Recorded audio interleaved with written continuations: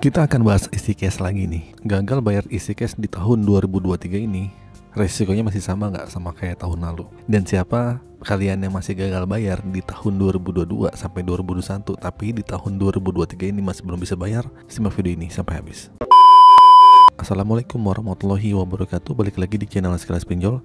Channel ini akan membahas masalah seputar aplikasi pinjaman online dan berita pinjol. Oke, saya akan membahas tentang masalah dan risikonya ini jika telat bayar atau gagal bayar di aplikasi pinjaman EasyCash.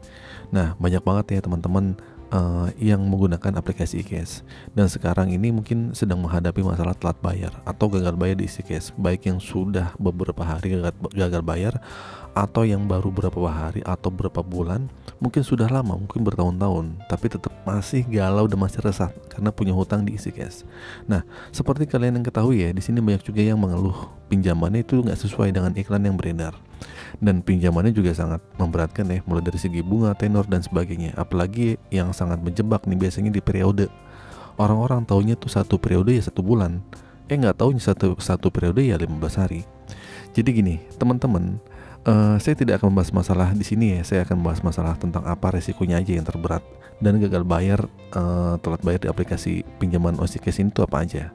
Saya akan membahas tentang masalah risiko-risikonya. Mungkin sudah sering banget dibahas sama saya gitu kan, tapi saya akan membahas lagi nih, meremender lagi, apakah risikonya masih akan tetap sama atau akan masuk slik OJK, ataukah akan ada DC lapangan yang sudah merata dan sebagainya. Yang pertama tentunya kalian akan dihadapi oleh DC atau desk collection. Nah, apa sih DC ini?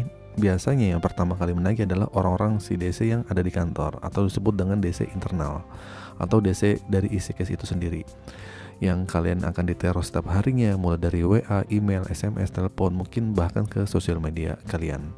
Mungkin akan dikejar ya, karena udah umumnya sekarang ya sudah sangat marak banget nih, si DC udah mulai kreatif nagihnya ke sosial media.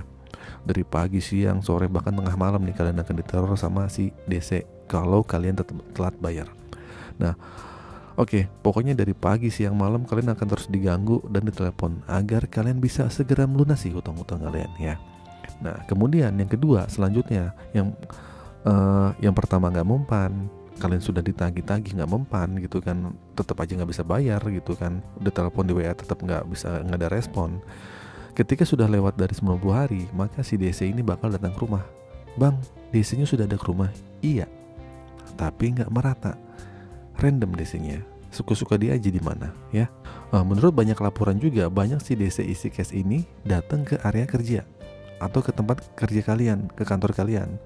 Walaupun kasusnya nggak banyak ya, tapi ada kasusnya gitu. Jadi DC lapangan EasyCash ini datang ke kantor kalian untuk menemui kalian yang menagih, untuk menagih pinjaman yang kalian telat yang kalian sudah telat bayar. Ini sebenarnya juga agak jarang ya, tapi akhirnya banyak juga yang bilang katanya DC EasyCash ini sekarang lagi hobi-hobinya nih datang ke kantor. Ya mungkin menurut mereka ini lebih efektif ya datang ke kantor atau ke tempat kerja dibanding datang ke rumah.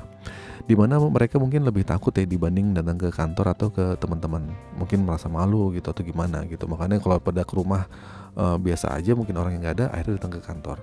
Nah, jadi tetap ya, kalau kalian sekarang ini sudah lebih dari 90 hari, mungkin kalian harus siap-siap bahwa EasyCash ini bakal datang ke rumah kalian gitu, walaupun sudah lewat 90 hari, bahkan ke kantor. Jadi tapi gimana bang solusinya? Ya kalian nggak perlu panik, nggak perlu khawatir, santai aja gitu. Yang pertama, kalian tanyakan dulu nih kalau ada DC yang datang ke rumah. Yang pertama biasa nih, kita akan tanya identitas mereka, kelengkapan mereka saat menagih, ya nggak? Pokoknya itu sudah saya bahas lah di video-video yang sebelumnya. Jadi jangan sampai ada oknum yang memanfaatkan masalah kalian ini nih. Biasanya kalian ditipu lah gitu, kalian harus bayar ke DC-nya yang lapangan itu gitu kan. Jangan mau ya, kalian itu kalau bayar harus ke aplikasinya. Karena banyak nih akhir-akhir ini penipuan atau oknum DC mengaku dari IDC aplikasi tertentu, dia bilang katanya dititipin aja ke saya, nanti saya akan bayar gitu. Padahal itu salah ya, itu oknum, itu ditipu kalian. Nah, sekarang resiko yang ketiga adalah denda keterlambatan ya. Nah, tentang denda keterlambatan ini, EasyCash ini cukup besar meskipun dia masih mematuhi aturan dari OJK, yaitu maksimalnya sebesar 100% dari pokok pinjamannya. Misalnya nih, hutang kalian 10 juta, ya maksimalnya 20 juta. Kalau kalian hutang 500 ribu aja, ya maksimalnya jadi 1 juta. pokoknya 100% lah ya. Nah itu udah paling maksimal ya buat kalian yang belum lama terlambat dari denda isi cash per harinya.